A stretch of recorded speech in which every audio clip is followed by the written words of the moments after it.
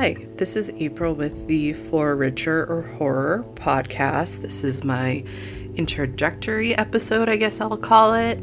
I really haven't put anything out except for a trailer just to let anyone know who's interested that this podcast will be coming out. And here it is. So I thought it might be a good idea to just come on here, have my first episode be kind of get to know me, kind of know why I have interest in the topics I plan to discuss, and just for me to say hi for anyone who is interested in listening. So my name is April. I already said that, but this podcast is going to go into topics like true crime, horror, obviously, it's in the damn title, which reminds me, I'm gonna cuss a lot, so children maybe shouldn't listen to this because a lot of F-bombs will be dropped because that's just my vernacular. That's how I like to speak, and that's how it's gonna be. So anywho, topics I'll be discussing: true crime, horror, conspiracy theories, urban legends, cults, the paranormal, and more.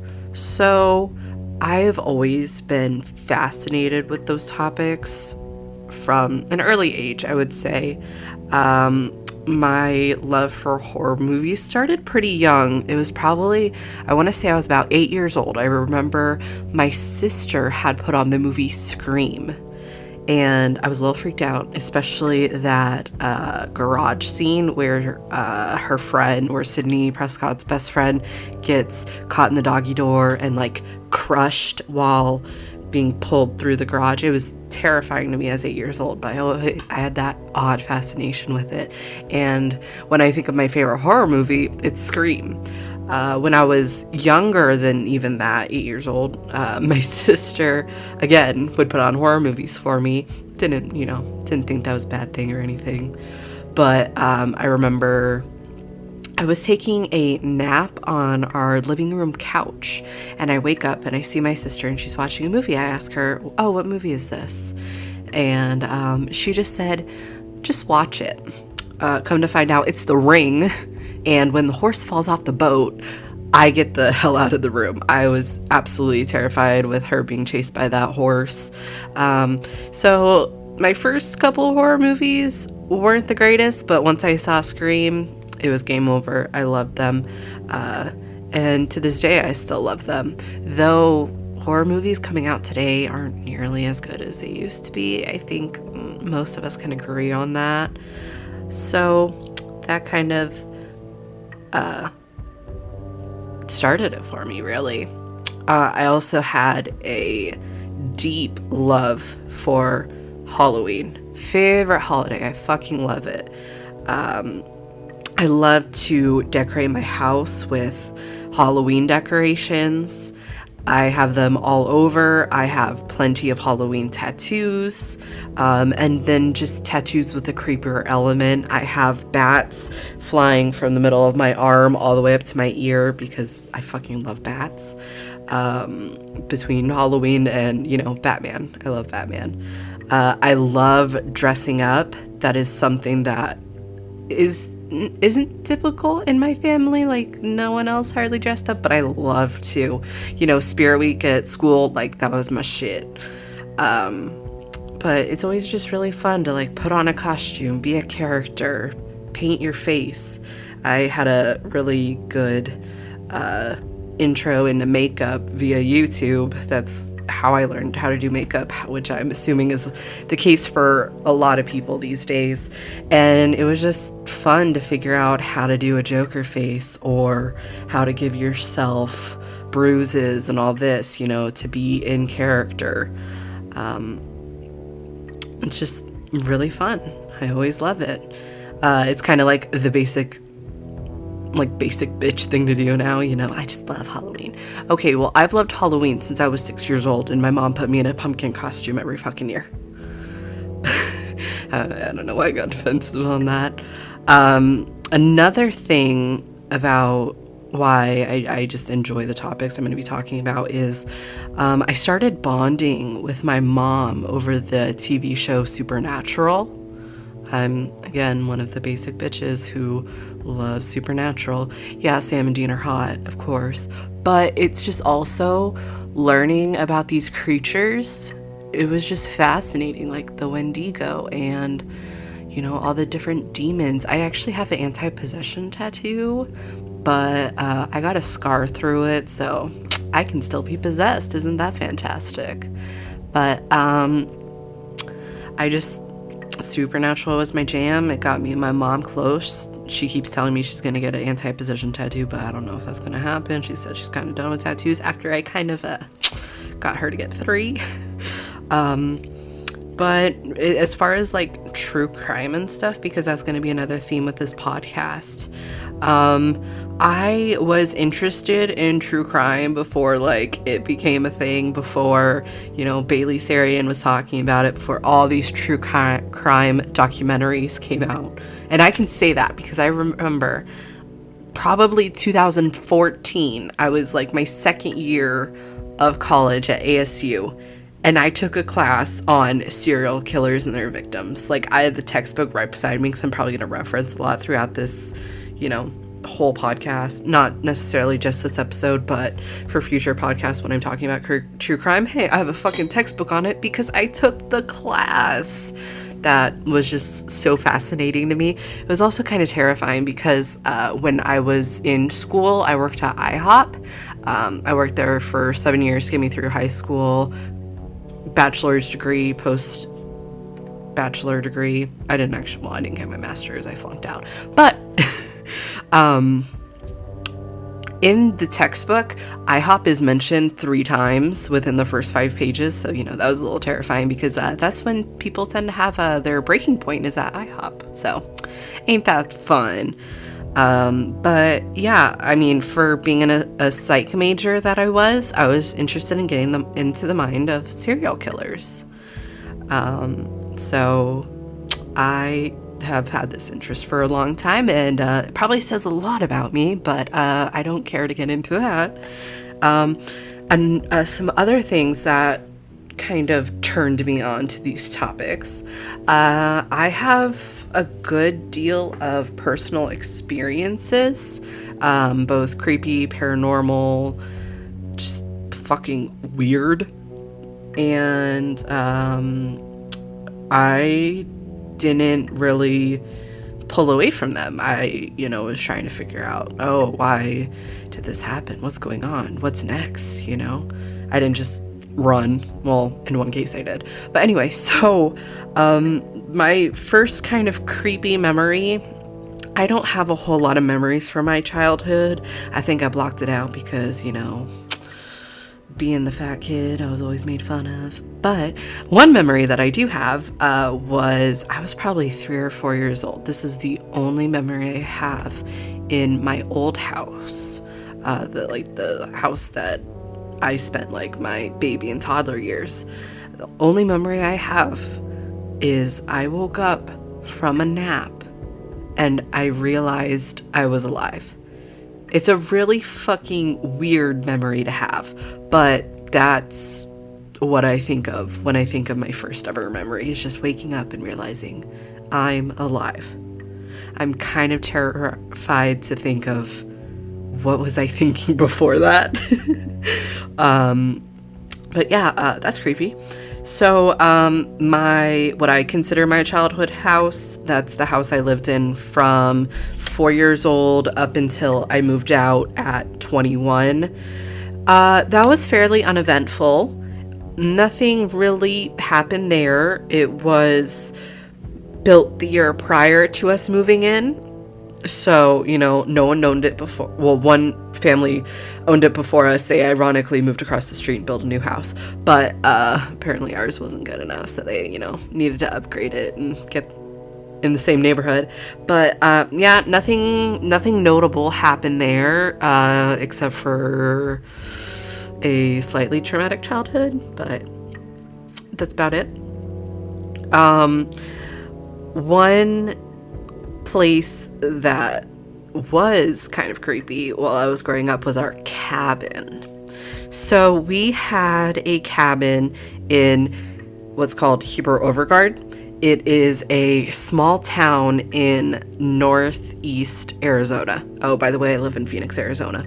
You don't necessarily need to hear that I say that. You don't need to know where I live, but I will definitely be referencing Arizona a lot throughout this podcast, just because it's what I know. I've never lived anywhere else besides Phoenix.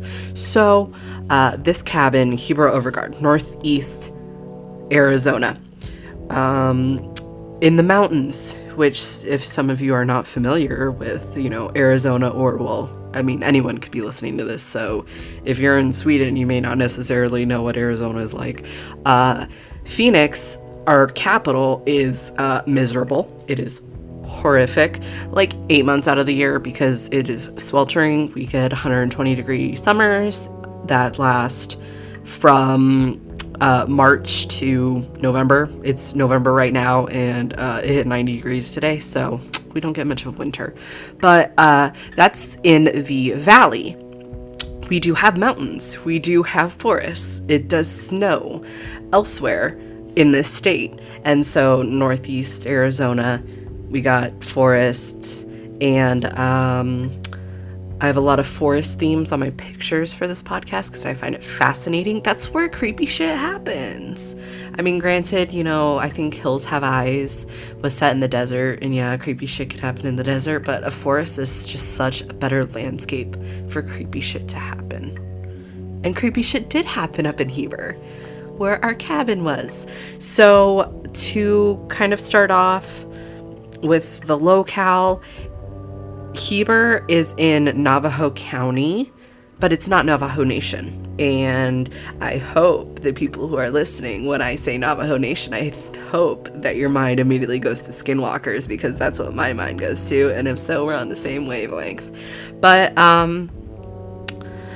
yeah, a lot of awful shit happened at that house. There were good things, of course. It was very beautiful. I loved it up there, but a lot of bad shit happened there too. Prior to us even moving in, bad shit had happened. So, there is what's called the Rodeo Chetasky fire that happened in 2002. It was actually set by a volunteer fireman, because he needed work and he needed to make money, and he thought, maybe if I start a fire, I'll get some work.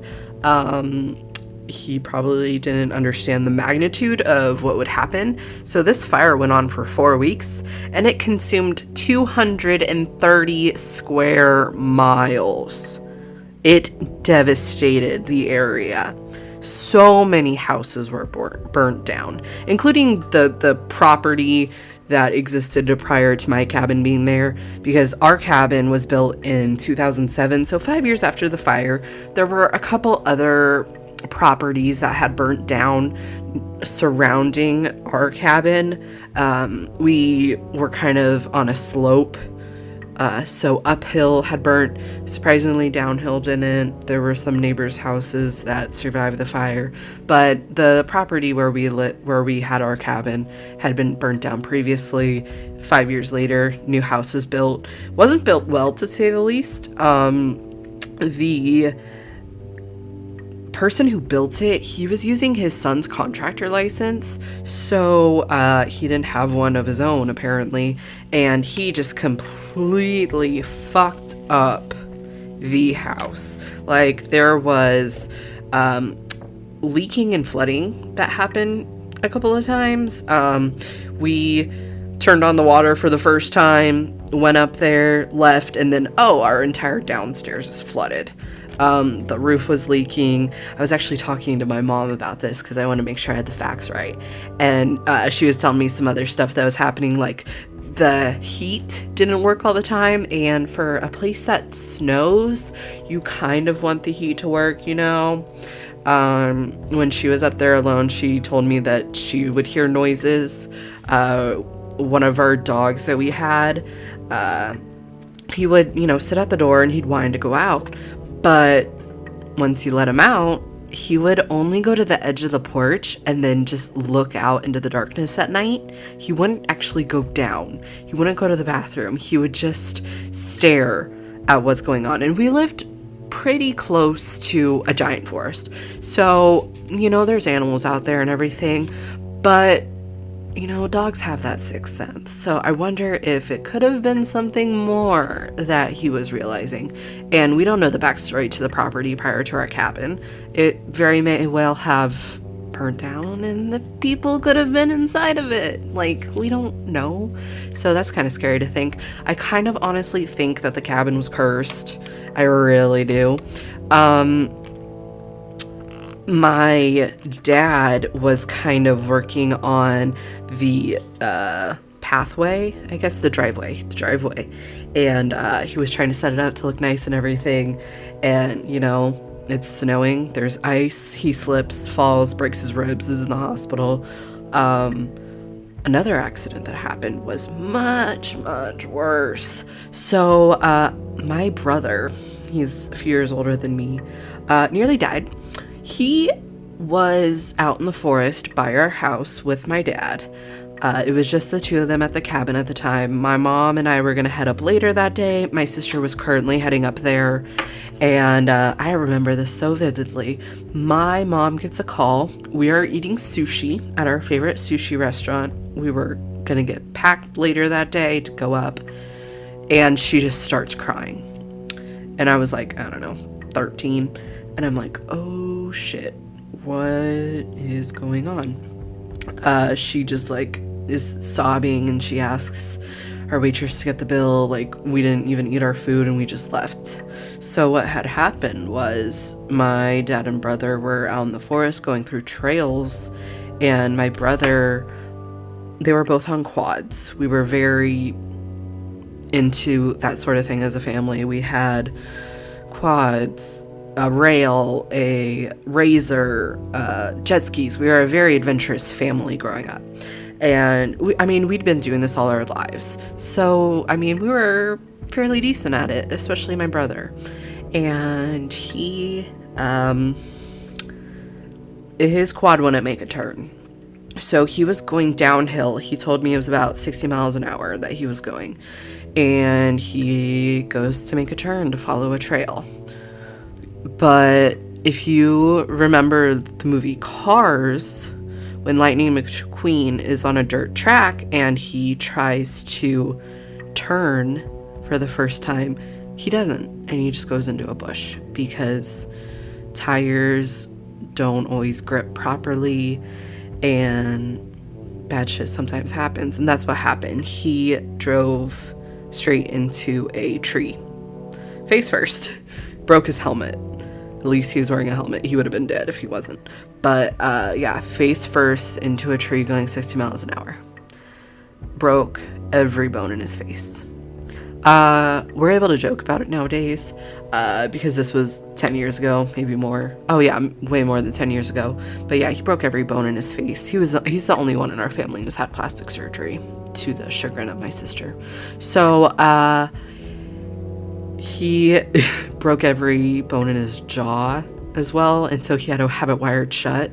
And to this day, we still say that was the quietest week of our lives, where Sean's jaw was wired shut and he couldn't talk. But it was very, very severe. He was air-vac'd in a helicopter down to the valley to a level 1 trauma center because of how bad his injuries were. He reportedly says that he did die for a couple of minutes. But at the end of the day, he's okay. And after the accident happened and he was healed, we went back to that trail and we saw the tree. And we saw all of the damage on that tree.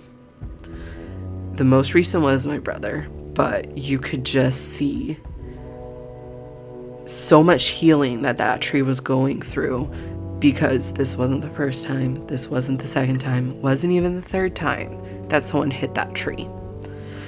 So that is kind of notorious for being a bad spot. Luckily, people found them when they did. My dad didn't have cell reception. Some people were driving by, saw, my brother laying on the ground, my dad holding his head up, blood everywhere, probably. I wasn't there, so I don't know, but I could just imagine there was probably a lot of blood because that was a very traumatic experience. But seeing that they had, one of those cell phones that works in remote places and knew exactly where they were. I wonder if they kind of knew that that was a bad luck tree, and was able to call, and the ambulance came, and he got air vac'd. But we saw the trauma that tree had gone through just from repeated beatings, because that's what happens right there.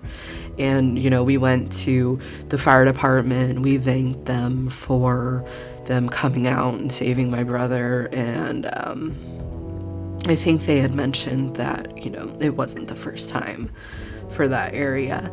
And it's scary to think, because right behind that tree is a drop off. So it's fortunate that he hit the tree, and it's fortunate that everyone else had hit the tree, because things could have been a lot worse. So that was a very horrible accident that had happened up at the cabin. There were other little things. I'd gotten injured many times. I'm accident prone, so that doesn't help. But I, went flying off of a sled, and my nose started bleeding, and just little shit. I got lost in the woods before. I was on a quad. Something happened with the quad. I got lost. I was sitting there for like 4 hours waiting for them to find me. Numerous times our dogs had run away and stuff. No, I don't think I think 3 dogs ran away. They didn't even want to stay by the house. I remember one time, I was a book nerd growing up, and we had 2 levels to the cabin. I was on the top level by myself, and then my brother had his room and my parents had their room, and I was just up top. There was a loft, there was a balcony. I would go out to the balcony, and then I'd hop off on the roof, and I'd read my book and see, all the forest in front of me. At time, my dog jumped up on the roof with me. It was pretty cool. So there were good experiences there at that cabin, but bad ones too. This was actually where I had my first paranormal experience, actually, what I believe to be a paranormal experience. Shortly after we bought the cabin, I believe, if my memory serves me correctly, shortly after that happened, my grandfather passed away. I was very close with my grandpa. I was so close with him. Like, there was, daddy's girls and mama's boys. I was kind of like a grandpa's girl. Like, I loved my grandpa. It was so funny. He'd always tell me, he was going blind. He had lost his legs, so he was in a wheelchair, and he'd always have me come up to him, and he's like, "April, you're so beautiful. How many boyfriends do you have now?" And I just had the smart aleck response of, "Grandpa, you're going blind," or "Grandpa, you're blind," just to kind of, it was funny. But he had passed away shortly after we got the cabin, and I remember being up in my room at night. I was 13 years old, and in the corner of my dark room, there was a white face. For the area, it could have been a skinwalker. Skinwalker got in my room. Oh well. But I really do think it might have been tied to my grandfather, because, he had just passed away. It was a white face that was fairly featureless.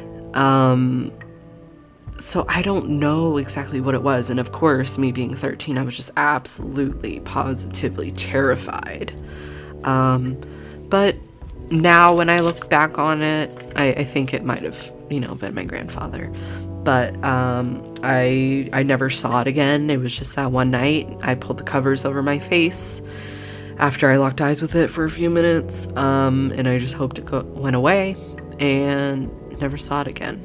But that was just something really spooky.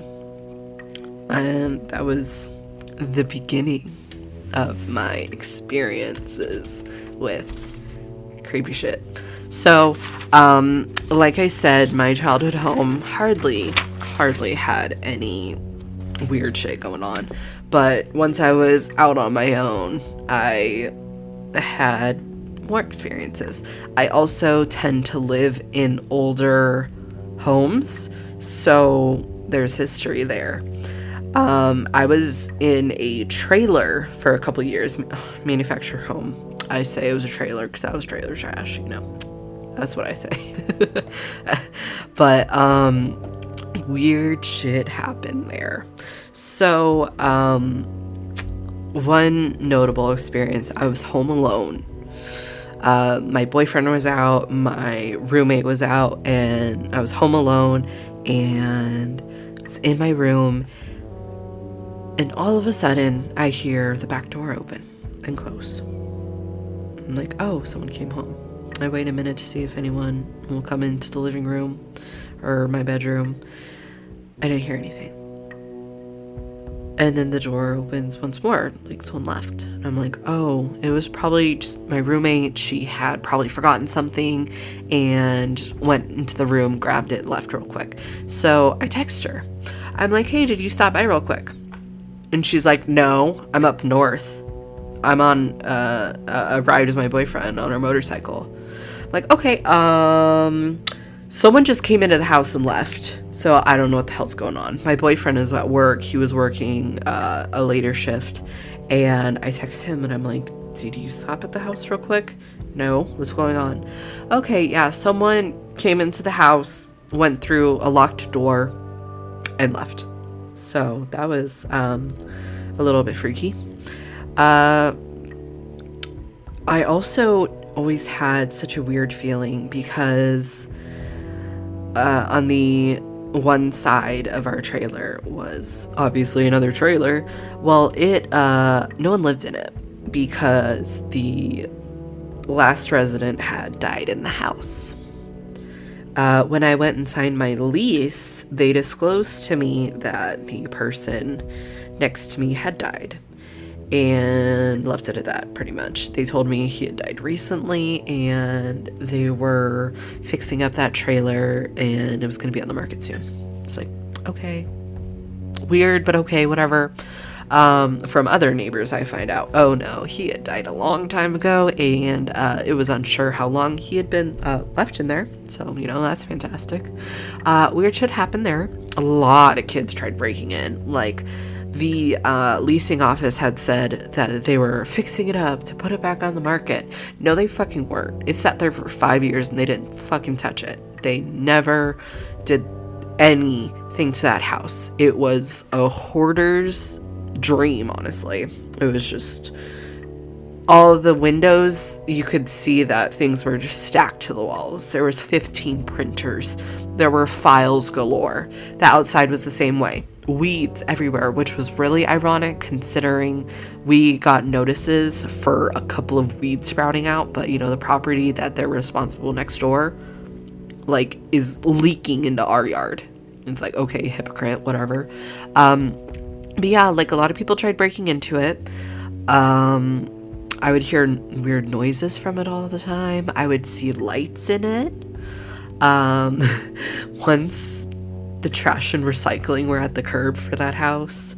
So, yeah, I kind of just, I never looked up to see if there was any information on who had lived there previously, but I just, honestly, not respectful, but I called it the dead guy's house.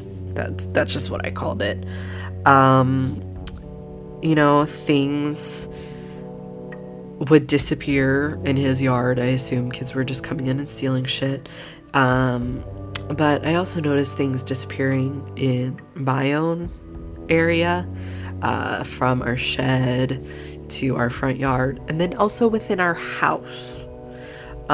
We locked our doors at all times. I own 2 weapons. I own 2 guns because this is Arizona and I can. I bought my first gun at 21 when I moved in with another female into an apartment in an area I wasn't familiar with, and I wanted to be able to protect myself in the field safe, so I bought my first firearm, and now I have a second one, and it's great, and I feel much better having both of them. I have a home defense and just one that I carry around when I feel like I want an extra layer of protection. And I didn't really feel like it was enough because that fucking trailer was so creepy. The roommate I had, I went through 2 roommates. So the first roommate, she was very into, I don't know the term, but she saged the house. I was like, okay, you feel comfortable doing that? That's fine. Creepy shit does happen, so feel free to sage it. Within a week, she wanted to move out, so that didn't work. The saging didn't work. She would tell me creepy shit would happen there. She would hear noises. Her door would creak constantly. The second roommate that we got into that room said the same thing. So, luckily it was on the other side of the house where all the major creepy stuff was happening, so I was a little safer. But, that kind of comes into my current house. I live with my brother, the one with the broken face, and creepy shit happens here. I don't know if something followed me or if it is this house, because this house was from the 80s. It was built in the 80s. The trailer's from the 60s, so there's been plenty of residents before me, so there could have already been shit going on. But it didn't help when I broke out my Ouija board. I literally, I did it to myself. I asked for it, you break out the Ouija board, you gotta know what's coming, and shit came, let me tell you. So that night I was home alone. My brother was on vacation. This is gonna be a running theme, but yeah, my friends had left after we did the Ouija board session. We were very respectful, as we ought to have been, and I go to my room. I'm getting ready for bed because it's late. I got work the next morning, and I have multiple Alexas. I have one in my living room, one in my bedroom, and one in my kitchen. So I'm in my bathroom of my bedroom, obviously, and my Alexa in my kitchen starts playing. It starts playing a particular song, Until the Day I Die by Story of the Year. So that was a little creepy. So I go into the living room and I say, Alexa, stop, obviously. Brush it off. It's no big deal. This shit happens, right? I go back to my bathroom, ready to take my damn shower. Until the Day I Die starts playing again. I go to the kitchen. I unplug the motherfucker. Go to my bathroom, ready to take my shower. It starts playing Until the Day I Die again. Yeah, I think my Alexa sat outside my house for like a week. Luckily nothing creepy with my Alexas happened since, but it is known as the possessed Alexa. Great song to play. I mean, I love the song, but in the situation, Alexa, shut up.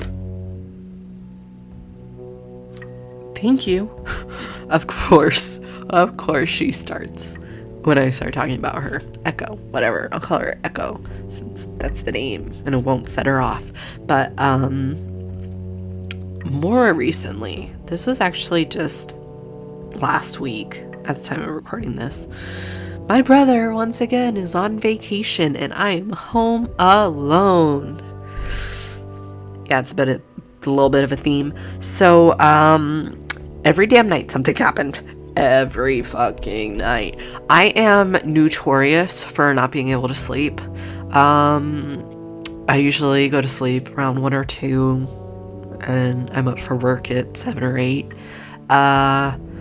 couple days a week, I'm up till 3 or 4 because I can't sleep. Probably one day a week, I'm up until probably 6 a.m.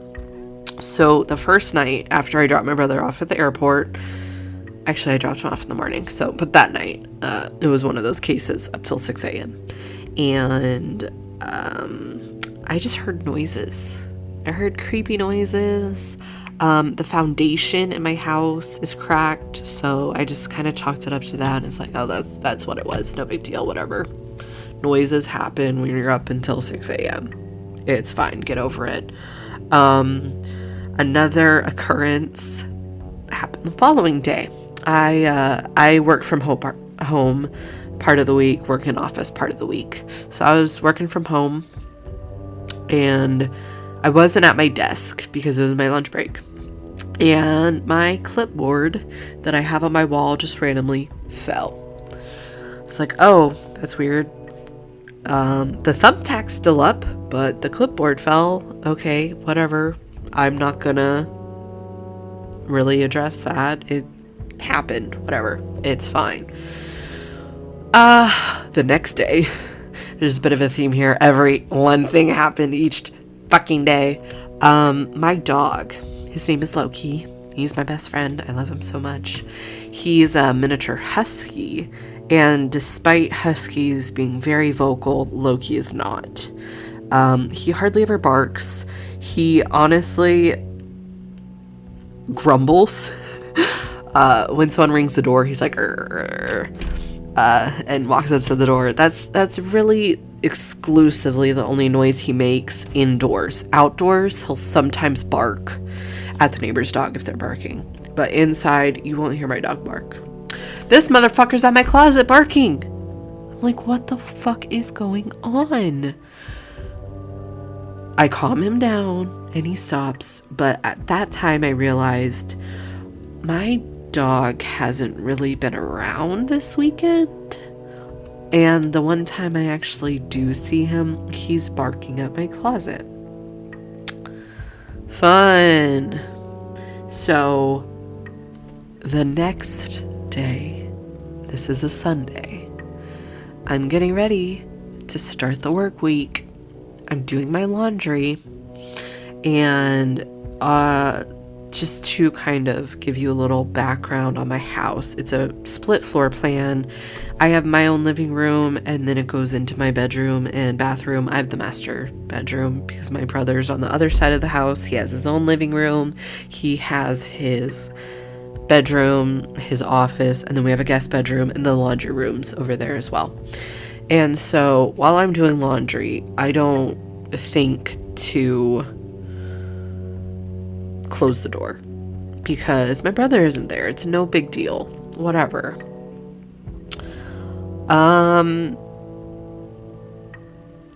I walk away from the washer and dryer, go to my bedroom. Once again, I left the laundry door open.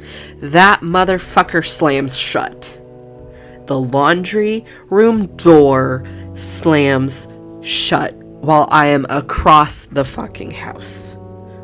My dog and cat are in my bedroom. My dog is under the bed because he's hiding because creepy shit keeps happening. My cat's on the top of the bed. No one is on that side of the house, and it fucking slams shut. So that's when I kind of take it a little bit seriously, and I get the fuck out. I put Loki in my car and I tell him we're going on a drive because I don't fucking want to be there. Another day, I'm kind of backtracking because I forgot about this occurrence. The previous night, I'd had a friend over and she drank a lot, so I had her spend the night. Gotta be responsible. And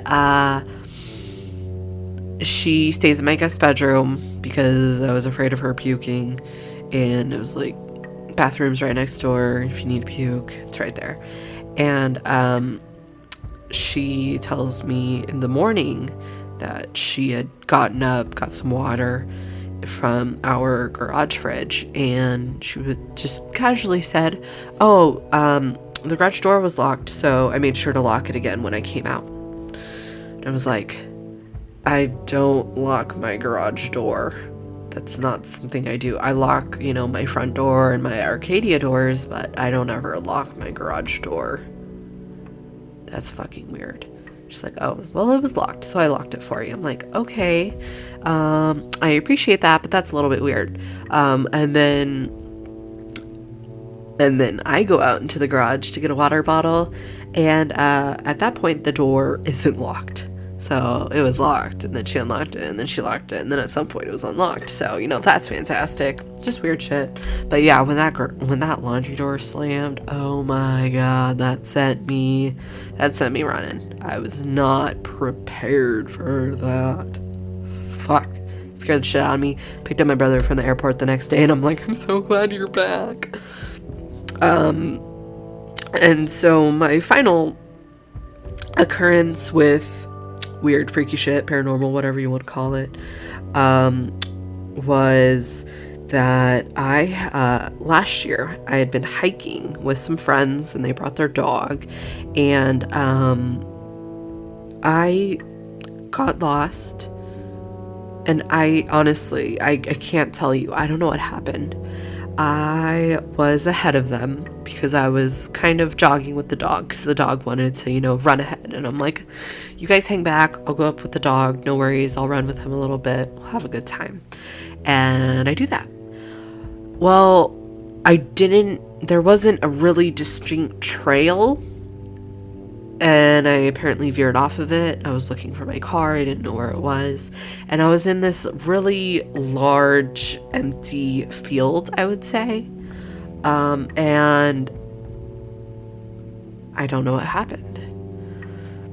1 second the dog was with me, and then the dog was gone. And I'm just kind of walking in circles. I don't want to get further lost, but I don't know where I am. I don't know what's around me. I don't know what's going on. And I noticed that the landscape kind of looked different because when I was on the path that just kind of ended, there was hardly any terrain. Like, there weren't bushes, there weren't trees, there weren't cactus. Phoenix, we're in the desert, cactus are everywhere. There weren't cactus. But in this field that I am, because I remembered at one point we had to make a right turn, and I thought I was at the right point for that. But into this field I walked in, there were a lot of bushes, and there were lines in the dirt.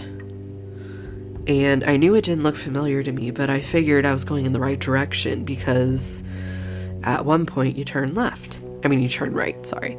But I was completely lost. I saw a house in the distance that I recognized when I had previously gone up. When, we went up the trail, because now we're coming back down. I recognized it, and I was like, well, we're in the middle of nowhere.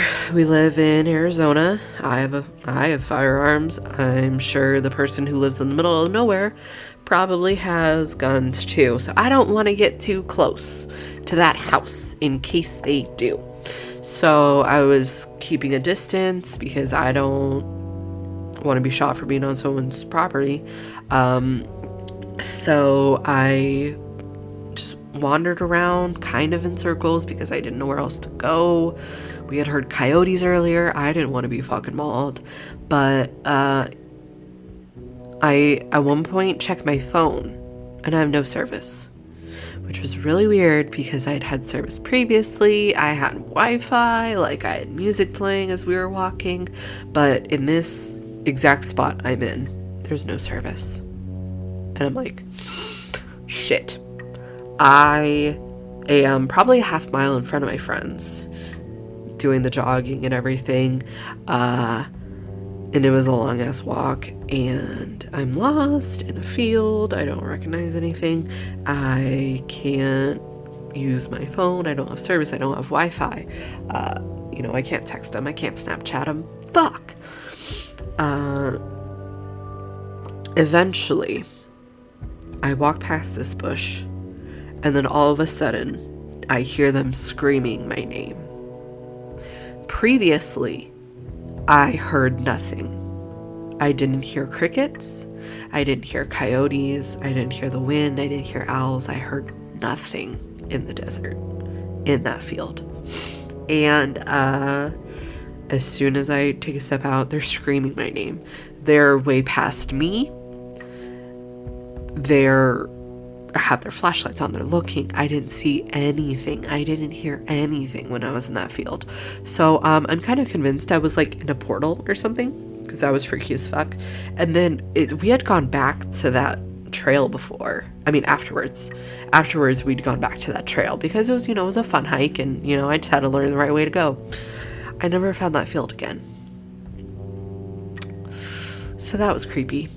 But I honestly can't tell you what happened. I was alone. I heard nothing. It was creepy. That's all I can say. And then kind of my conclusion for the most recent events at my house. I noticed that there was a centralization of the occurrences in my laundry room and my closet. Those are the only two places in which you can access the attic. So there might be a ghost up there, or someone is living in my attic. I think it's one of those scenarios. I'm not going to investigate though, because I fully believe ignorance is bliss, right? Yeah, I don't want to know. I don't fucking want to know what's going on in my attic. But yeah, that's kind of the conclusion. If you guys like paranormal horror stories, if you like true crime, if you like cults, conspiracy theories, urban legends, and more, please subscribe, because those are the topics I'm going to be talking about, because I have great interest in them. That's pretty much going to wrap up my introductory video. It's a podcast. My fucking introductory episode. So if you guys liked it, I hope you stick around. And thank you for listening to my annoying ass voice for as long as you have, because shit, has it been an hour? Wow, I can really drone on and on. But so the For Richer or Horror podcast is available on YouTube, Apple Podcasts, Google Podcasts, Amazon Podcasts, Anchor, Spotify, pretty much wherever you get your podcasts. I'm going to post it there. So look out for Richer or Horror podcast, because I'm going to try to make this a weekly thing. And if you guys like that sort of thing, stay tuned. All right. Bye.